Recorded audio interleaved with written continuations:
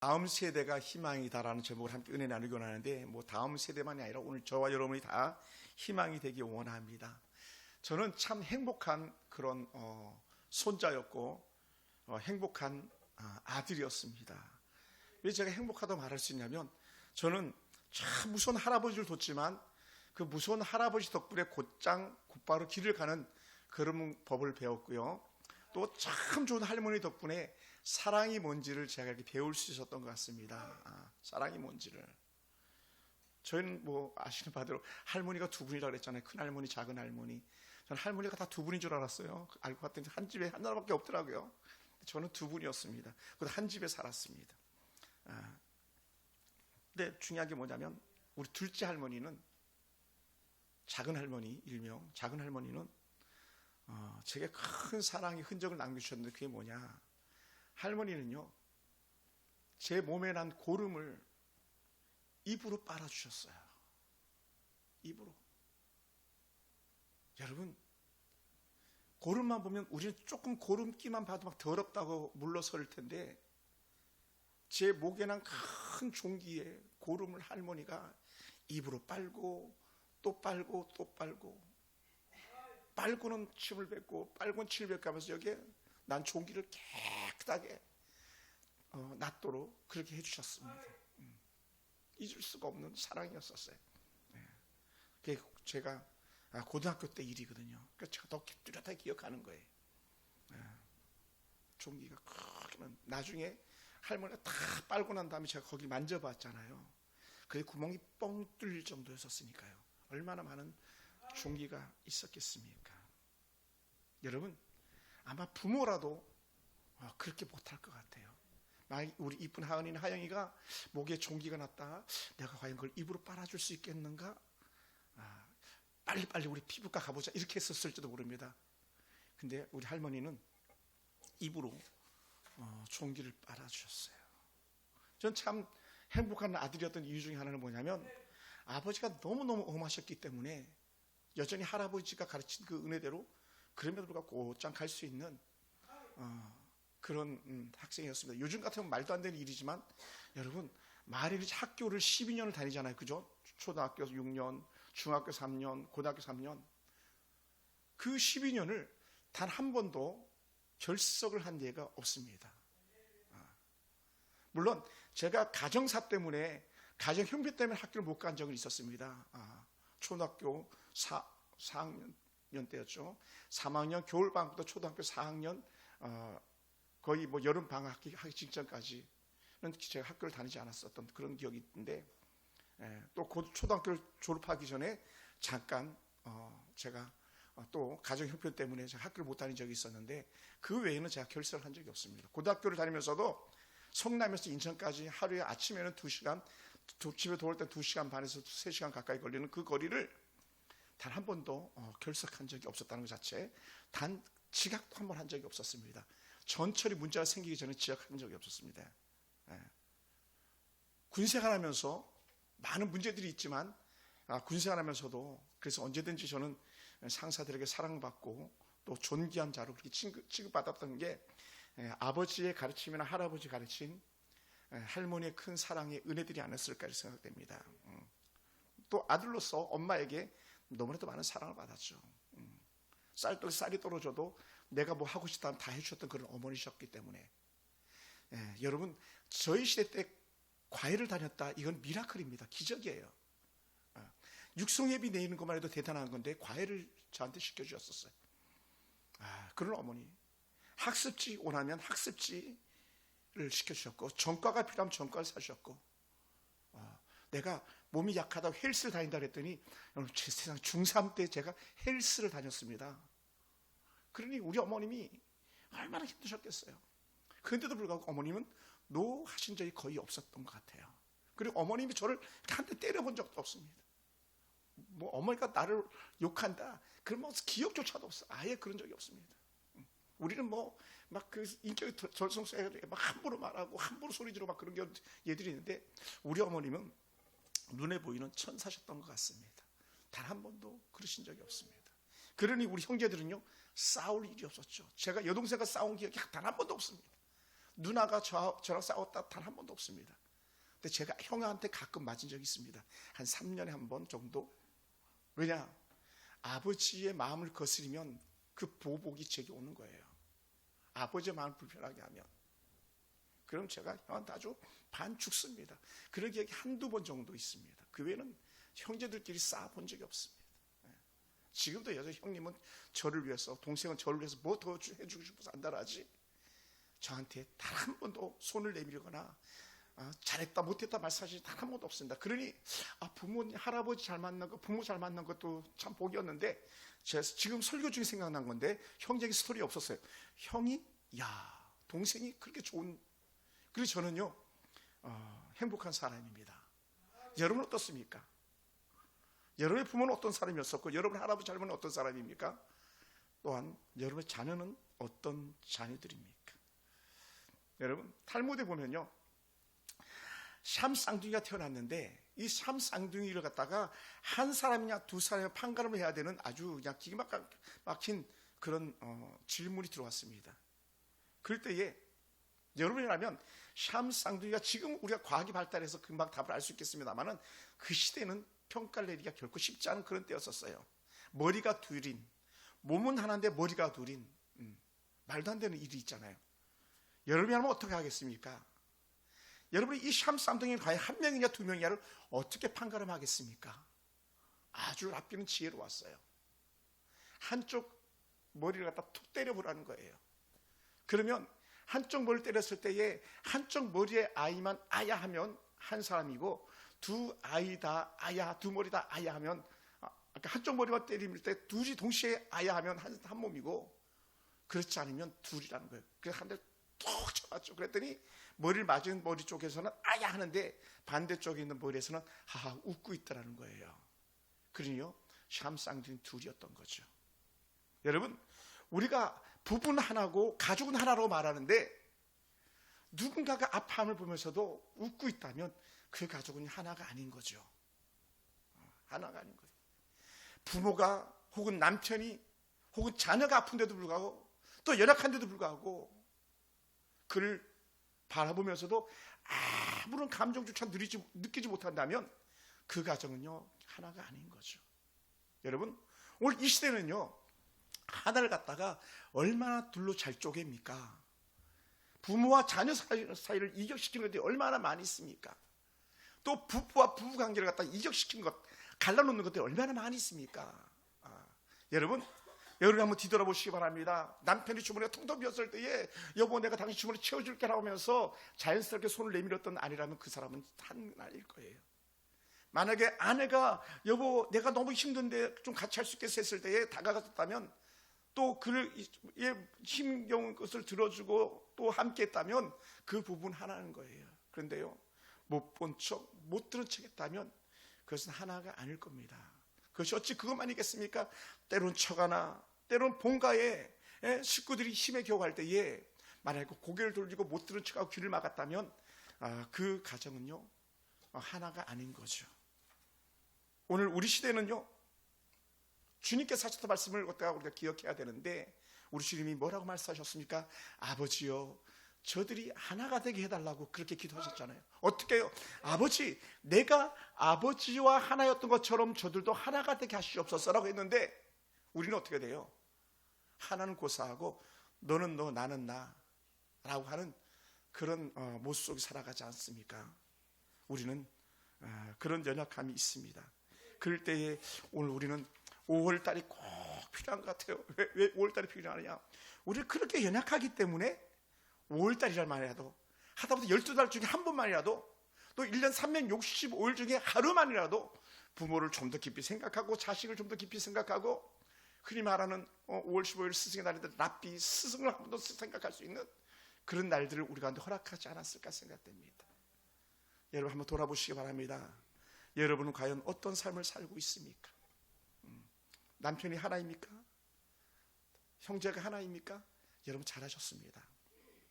저는 지난 주 중에 또 그 앞에 주 중에 좋은 그 가정을 만났는데, 그 가정의 모습이 저는 우리 교회 우리 김효수 권사님이라고 이렇게 나름대로 생각되었습니다.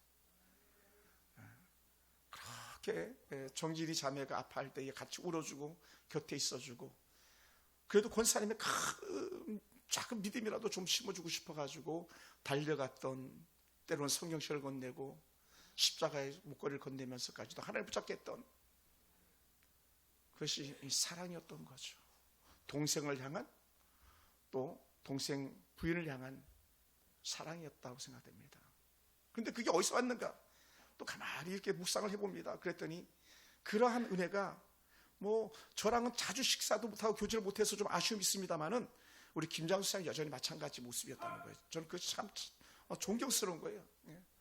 그 먼 강릉까지 왔다 갔다 하시면서 그 한 분 형님의 연약함을 갖다 돌봐주기 위해서 모시고 다니는 그런 일 아무나 못해요. 김 집사님 그 아무나 할 수 있는 게 아니에요. 제가 형이들 그렇게 하겠습니까? 잘 못해요. 여러분, 우리 가정의 달에 우리도 더 그렇게 돌아봐야 될 줄 생각됩니다.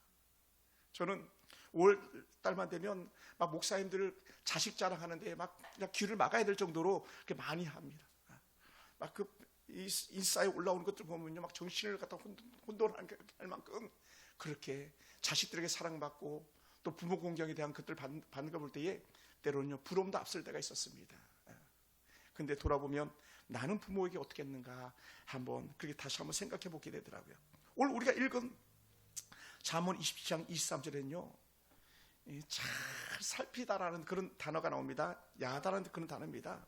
여러분, 오늘 이 본문 속에서 뭐라고 표현했냐면 내 형편을 부지런히 살피며, 이 살피다는 것 자체는 눈으로 확인하는 것만이 아니라 그 깊이를 갖다 잘 안다는 거예요. 그 깊이를 잘 안다는 거예요.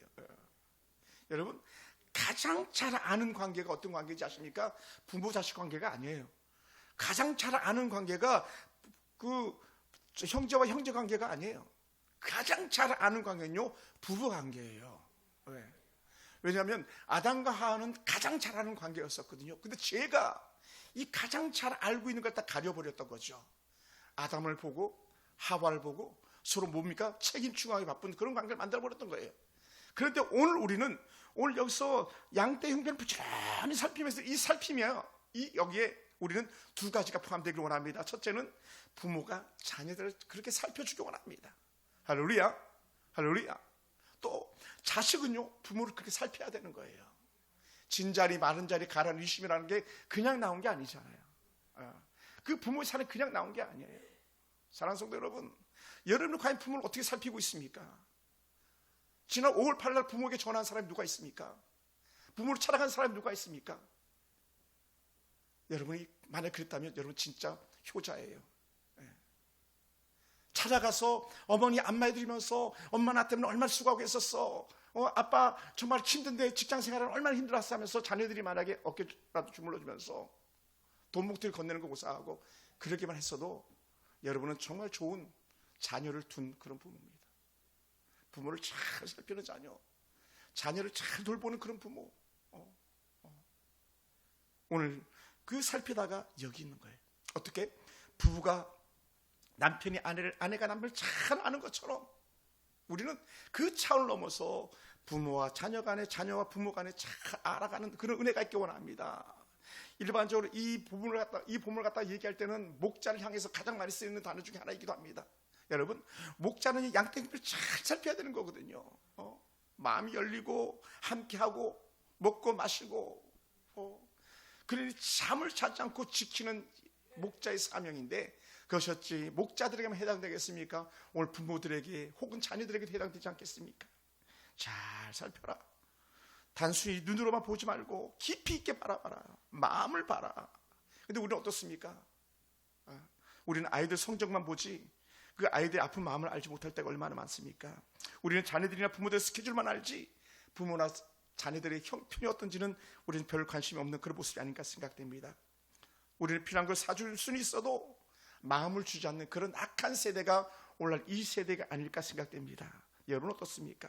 우리 하나님은 오늘 우리에게 잘 살펴라, 잘 돌봐라고 하는데 우리는 얼마나 묵뚝뚝하고 얼마나 우리는 무관심하게 오늘 이 시대를 우리가 살아가고 있는지 모릅니다.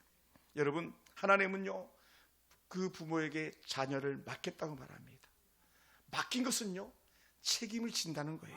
책임을 진다. 그래서 잠언에서는 이렇게 표현했습니다. 22장 6절에 보면 마땅히 행할 길을 아이에게 가르치라. 그리하면 늙어도 그것을 떠나지 아니하리라. 마땅히 행할 길을 아이에게 가르치지 않는 부모들이 얼마나 많습니까? 가르치는데 잘못 가르치는 것들이 얼마나 많이 있습니까? 그리고 어떻게 돼요? 아이들이 삐딱선을 타고 세상으로 나가는 얘들이 얼마나 많이 있겠습니까? 근데 우리는 잘 가르쳐야 됩니다. 마땅히 행할 길을 가르쳐야 됩니다. 그래야 하면 늙어도 그걸 떠나지 않는다 했는데 우리는 마땅히 행할 것을 가르치지 않았기 때문에 늙어서는 고사하고 지금 당장도 우리는 부모가 함부로 할 수 없는 그런 악한 세대가 되고 말았지 않나 생각됩니다. 여러분, 오늘날 부모의 가장 큰 착각 가운데 하나가 뭡니까? 신앙교육은요, 교회에서는 잠깐 책임지는 것이지 그 부모는 단 한마디도 신앙을 말하지 않는다면요, 마땅히 행할 길을 가르치지 않는 거 아닙니까? 학원은 좀 더 보내면서 하나님의 말씀을 가르치는 데는 등한시하고 있지는 않습니까? 제가 오늘 우리 시대나 우리 앞선 시대의 모습들이 그랬더라는 거예요. 여러분, 부모의 신앙이 자녀 신앙으로 계승된다면 얼마나 행복하겠습니까? 여러분, 모세가 괜히 모세가 된 게 아닌 거 아시죠? 모세는요, 그의 어머니 요게벳이라는 그런 신앙이 있었기 때문에 그렇습니다. 모세는요, 미리암이라는 또 아론이라는 하고는 그런 은혜의 신앙의 동역자들이 있었기 때문에 모세가 모세 될 수 있었던 거예요. 할렐루야. 어떻게 해요? 하나님을 바라보는 부모, 하나님을 바라보는 형제들이 있었기 때문에 모세가 시대적으로 사명을 감당할 수 있었습니다. 여러분, 이스라엘의 최고의 사사하면 당연히 사무엘을 꼽습니다. 사무엘이 그냥 나온 게 아니에요. 사무엘에게는 처절하게 기도하는 어머니가 있었다는 거예요. 술 취한 여인처럼 기도하는 어머니가 있었습니다. 그러니 사무엘이 가졌던 최고의 명언 중에 하나가 뭔지 아십니까? 나는 너희를 위해서 기도하기를 쉬는 죄를 범하지 않았다고. 나는 너희들을 위해서 기도했다고. 이스라엘 백성들에게 내쳐질 때에 왕 사울왕이 사무엘을 내쳤습니다. 인생 말년에 사무엘은 사울왕 폐에서 숨어서 지냈어야만 했었습니다. 그럼에도 불구하고 그가 한마디 할 수 있었던 것은 나는 너희들을 위해서 기도했다고 했는데 그 은혜의 줄기가 어디였냐? 바로 그의 어머니 한나였다는 거예요. 할렐루야. 한나와 함께 예배했던 그의 사랑하는 남편 엘가나가 있었다는 거예요. 오늘 우리 시대에 그런 어머니가 필요하지 않을까요? 그런 어머니와 함께하는 자식이라면요, 어디 내놔도 손색함이 없을 줄 믿습니다. 더 나아갔어요. 어찌 친부모아니겠습니까? 신약성경에 나오는 디모데라는 아주 위대한 하나님의 사람이 있습니다. 그 위대한 하나님의 사람 디모데 뒤에는요, 그의 어머니 로이스라는 사람과 윤회계가 함께했다는 거예요. 외할머니 신앙을 이어받았습니다. 친엄마의 신앙을 이어받았습니다. 그러니 속사도 시대에 그는 최고의 하나님의 사람으로 쓰임받을 수 있었다는 거예요. 그 배경이 누구냐? 여러분, 우리는요, 세상에서는 금수도 따지고 흙수도 따지는데 영적인 부분에서 우리는요, 한결같이 우리는 금수저가 되길 주로 축원합니다. 돈은 좀 없어도요, 학력은 좀 없어도요, 그를 모르는 그 까막눈이 어디요, 믿음만은요 금수저가 되기 원합니다. 할렐루야. 할렐루야. 여러분 속에서 믿음의 금수저가 되어서 이 시대에 하나님의 꿈을 드러낼 수 있는 그런 저와 여러분이 됐으면 좋겠습니다. 또한 특별히 성경에서는 이렇게 말합니다. 마음을 돌아야 하는데 그저 깊은 관심을 가지라는, 깊은 관심을 가져라, 집중하라. 여러분, 우리는요 뭡니까? 사랑을 먹고 사는 건데 사랑은 다름이 아니라 관심입니다. 관심. 자식이 어디 있는지 관심, 부모가 어찌 지내는지 관심. 할렐루야. 그게 관심이에요. 그것이 사랑이에요. 그런데 오늘 우리는 그것을 얼마나 뿌리칠 때가 많이 있습니까? 부모들은 한결같이 말하죠. 잔소리를 많이 할 수밖에 없습니다. 그 말하는 것이 어떻습니까? 다 너 잘되라고 하는 말이야. 다 너를 위해서 하는 말이 하는데 자녀들은요 그 말을 귀담아 듣지 않는 거예요. 왜? 부모 공경이 떠나버렸으니까요. 또 그럴 수밖에 없는 게 엄마 아빠는 자신들의 말을 들어주지 않는다는 거예요. 대화는 쌍방인데, 소통인데 우리는 한쪽에서만 말하지, 집중적으로 말하지, 상대방에게 말을 귀를 주지 않는 그런 불편한 부모들이, 때로는 불편한 자녀들이 있는 것을 우리도 가끔은 보게 됩니다. 사랑하는 성도 여러분, 어찌 사랑이 물질만 가지고 되겠습니까? 사랑은요, love is 전달, 마음과 마음이 전달되는 거라고 말하지 않습니까? 사랑은요, 때로는 눈빛만 봐도 안다 그러지 않았었습니까? 그것은 뭡니까? 다른 말로 하면 관심이었다는 거죠. 여러분은 얼마나 관심 있는 그런 모습을 가지고 살아가고 있습니까? 사랑하는 성도 여러분, 우리는요 이미 20, 30년 전에 오늘날 한국교회가 썰렁썰렁할 것을 얘기했었습니다. 왜 그랬는가? 믿음 좋았다고 하는 장로님들이, 믿음 좋았다고 하는 안수집사님들이, 권사님들이 주일학교를 보내야 될, 교회학교를 보내야 될, 중등부 고등부로 보내야 될 그런 장로님, 안수집사님, 권사님들이 아이들을 교회로 보내지 않고 주일에도 학원을 보냈잖아요. 수련을 보내지 않고 겨울 캠프를 보내는데, 겨울 캠프는 학교 겨울 캠프를 보냈잖아요. 그러니 그 세대가 엄마 아빠가 쟤도 좋은 장로가 되길 꿈꿨던 그런 믿음 다 고사해버리고 주의 전을 떠나버리는 그 일들이 생겨나지 않았습니까? 왜냐하면 공부만 잘하면 된다고, 믿음 나중에 가져도 된다고. 그리 어떻게 돼? 그런 자녀들이 다 불신앙으로 돌아서는 그런 모습을 보였다는 거예요. 여러분, 공부가 먼저입니까? 출세가 먼저입니까? 여러분, 우리 하나님은 그렇게 말하지 않았어요. 우리는 God first, 하나님 먼저라고. 위대한 하나님이 세운 학교들은요 다 God first지, 하나님 먼저지 공부 우선이 아니었다는 거예요. 사랑하는 성도 여러분, 오늘 우리는 속고 있는 거예요. 여러분, 속지 마시기 바랍니다. 속지 마세요. 돈이 먼저라고요? 속는 거예요. 그게 아니에요. 사랑이 먼저라고요? 속는 거예요. 사랑도요, 진짜 사랑이고 가짜 사랑이 있는 거예요. 속는 거예요. 속지 마시기 바랍니다. 사랑하는 성도 여러분, 그러니 사도 바울이 디모데를 위해서 했던 말씀 중에 하나가 뭐냐? 내가 밤낮 간구함으로 너를 생각하여 기도한다라고 디모데후서 1장 3절에서 말씀했습니다. 여러분, 그냥 생겨나는 게 아니라는 거예요. 관심 있습니까? 마음이 갑니까? 기도하고 있습니까? 그게 사랑인 거죠.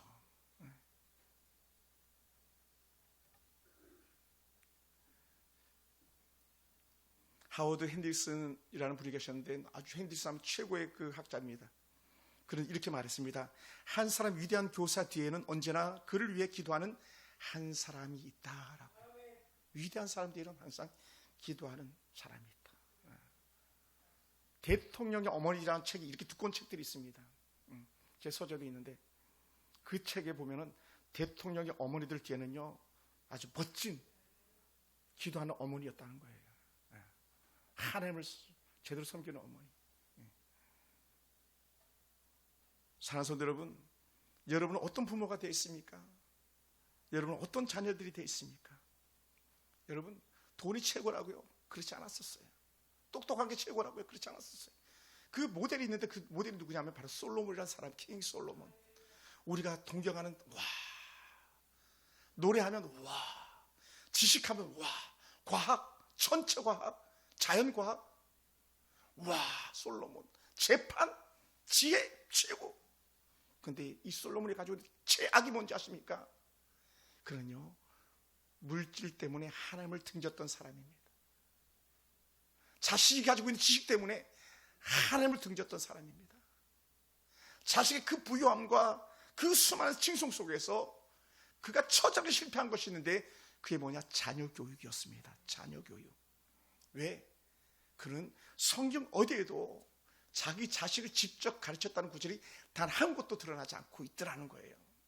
그렇게 삼천수 노래를 짓고 잠을 짓고 수많은 것들을 말하면서도 자식에게, 다른 말로 하면 그 르호보암이라는 그 아들에게, 아들아 너는 왕이 되면 이렇게 해야 된다고 하면서 다독거리면서 아들을 앞에 놓고 가르친, 그렇게 얘기하는 본문이 역대하나 어떤 본문에서도 볼 수가 없었습니다. 여러분, 그 결과물이 뭡니까? 나를 망가뜨려야 되겠는데, 나를 깨뜨려야 되겠는데 하나님께 참아주셨던 이유 중에 하나가 뭐냐면, 솔로몬, 내가 너 아버지 때문에 내가 너를 봐준다. 아버지 때문에, 아버지 킹 다윗 때문에 내가 너를 봐준다. 그러나 아들 때에 가서 어떻게 됩니까? 나라가 산산조각이 나고 말아요. 요즘 젊은이들에게 해당할 말일 수도 있는데, 이 솔로몬의 아들 르호보암은요, 문제가 생기면 여기 계신 우리 안수 집사님이나 장로님들한테 묻지 않고 누구에게 물어요? 지 또래들한테 묻는 거예요. 언니 이거 어떻게 했으면 좋겠어? 오빠 이거 어떻게 했으면 좋겠어? 야 이거 어떻게 했으면 좋겠는데 친구들에게 물었다는 거예요. 그러니요, 친구들은요, 인생의 연수는요 쉽게 생겨나는 게 아니라는 거예요. 그러니 그 어리석은 어린 아이들의 말을 듣고 이랬다 저랬다 나라고 완전 박살나고 말하지 않습니까? 12지파 중에서 2지파만이 남유다에 남는 그런 비극적인 종말을 맞이하고 맙니다. 얼마나 가슴 아픈 얘기입니까? 사랑하는 성도 여러분, 여러분 자녀들에게 무엇을 유산으로 물려주기 원합니까? 또 자녀들은 부모에게 무엇을 물려받기를 원하고 있습니까? 사랑하는 성도 여러분, 여러분 어떻습니까? 우리 교회 가슴 아프게도 지금 이 순간에는 주일학교 아이들이 한 명도 없어요. 돌아보시기 바랍니다. 교사들이 아이들 집집 찾아다녀 본 적 있습니까? 부장님이라고 그래도 앞에 떡 해놨는데 우리가 그 가치를 갖다 바라고 있습니까? 교회 가면 사랑받는다고 하는데 그냥 그것이 세상적인 사랑으로 끝난다면 무슨 의미가 있겠습니까? 복음만이 그 아이의 희망이라고 말하는데 우리가 복음을 전하지 않고 복음으로서 아이들을 양육하지 않다면 무슨 의미가 있겠습니까? 요새 키움 장학금을 준다고 말하지만 제가 마음이 아플 때가 많습니다. 왜냐하면 요새 키움 장학금은 하나님이 사람 요셉처럼 이 시대에 별이 되기를 원하는 마음인데 하나님을 등진 요셉이라면 무슨 의미가 있겠습니까? 예배를 떠난 자녀들에게 무슨 의미가 있겠는가라고 생각하면서 제가 슬피 울 때가 많이 있습니다. 사랑하는 성도 여러분, 선생님이 아이들의 이름을 기억하면서 생일을 기억하면서 우리는 몇 명 안 되니까 그렇게 보낼 수 있습니다만은 정작 그 아이를 일주일 동안에 얼마나 생각하고 때로는 그 아이 때문에 울고 있는지를 한번 돌아보시기 바랍니다.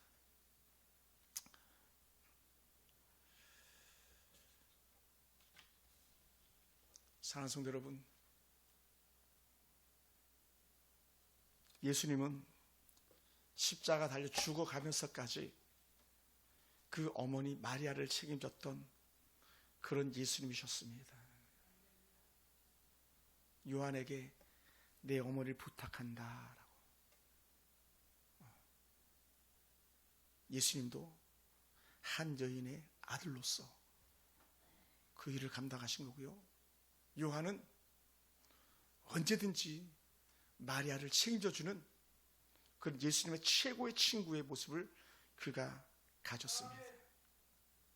사랑하는 성도 여러분, 우리 세상적으로 돈은요 있으면 줄 수 있는 거예요. 그런데 마음은요 아무에게나 주지 않습니다. 마음은요 진짜 희생이 있을 때에 그 마음이 전달되는 거거든요. 우리는 입술로는 얼마든지 사랑한다고 말할 수 있습니다만은 우리 예수님은 이렇게 말씀하셨죠.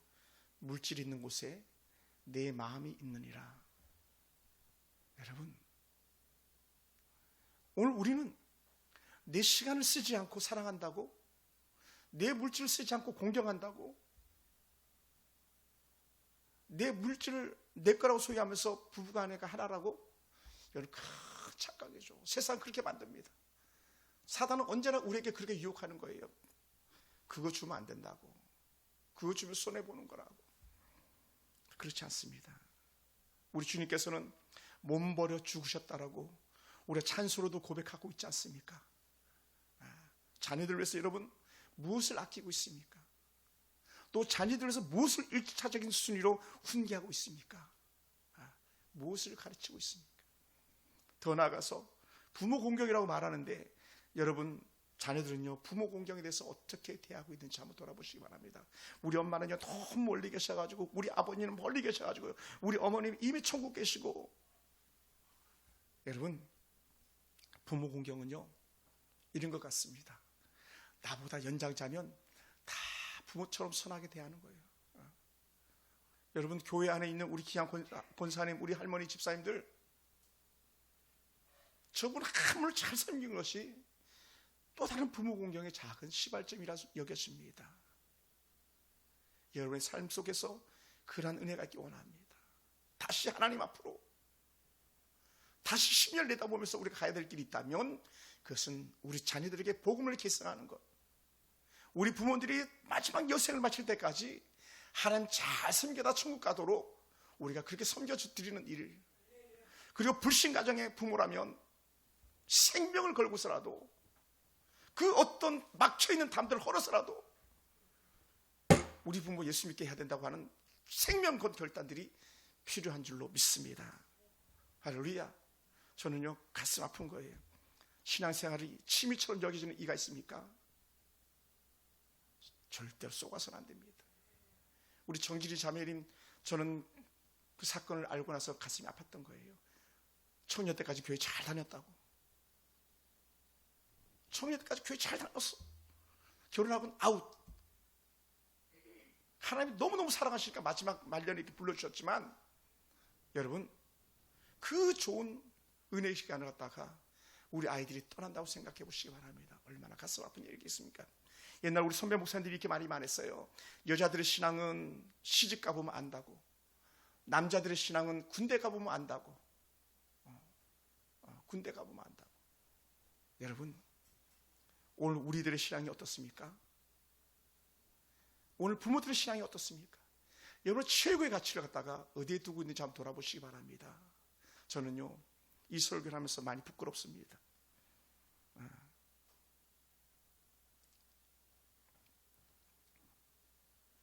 좋은 부모는요 성공을 남기는 사람이 아니라 믿음을 계승하는 부모인 거죠. 여러분 다시 헐어버리고 다시 세워가시기 바랍니다. 다시 여러분의 자녀들을 위해서 울어볼 수 있는 그런 우리 권사님 집사님들이 되기 원합니다. 주일학교 결석하면 집 앞으로 찾아갈 수 있는 그런 우리 하은이 하영이가 됐으면 좋겠습니다. 다시 시작하는 거예요. 그래서 자녀들에게 말씀해 주시기 바랍니다. 엄마, 아빠가 널 위해서 기도하고 있다라고. 그리고 자식들은 엄마 천국 갈 때까지, 아빠 천국 갈 때까지 내가 늘 곁에 있을게. 늘 곁에 있을게. 그리고 하나님 떠나지 않을게. 사랑하는 성도 여러분, 여러분이 진짜가 되길 원합니다. 저도 그렇게 되기를 원합니다. 교회가 가진 본질적 목적을 우리가 안다면 구제가 아닙니다. 물론 선교도 아닙니다. 가장 본질적 목적은 예수 그리스도의 복음으로 성도들이 승리하도록 만드는 것이 처음 본질적 목적입니다. 구제는요 나중입니다. 여러분 나중이에요. 진정한 목적은요 예배자가 되게 하는 삶, 하나님 앞으로 나아가게 하는 그 삶이 교회가 가진 존재적 목적인데, 그 목적 때문에 제가 오늘 여기 서 있는 것처럼 여러분을 하나님 앞으로 부르신 줄 믿습니다. 부모가 가지고 있는 최고의 목적, 자녀들을 하나님 앞으로 하나님 기뻐하는 삶을 누리는 가정이 되도록 하는 데에 우리가 마음을 쓰는 그런 5월이 됐으면 좋겠습니다. 사랑하는 성도 여러분, 우리 다음 세대를 위해서 다시 한번 새롭게 생각하고 부모 세대를 위해서 다시 한번 울어줄 수 있는 그런 자녀들이 되어보기를 주의 이름으로 축원합니다. 기도하겠습니다.